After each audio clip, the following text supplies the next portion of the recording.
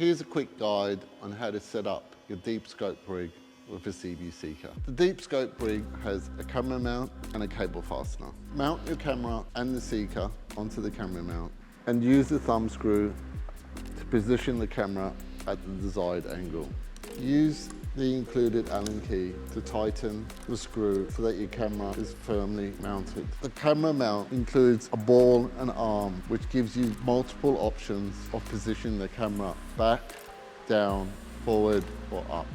Weave the cable firstly down, up, and down again through the cable fastener to get a secure hold on the cable.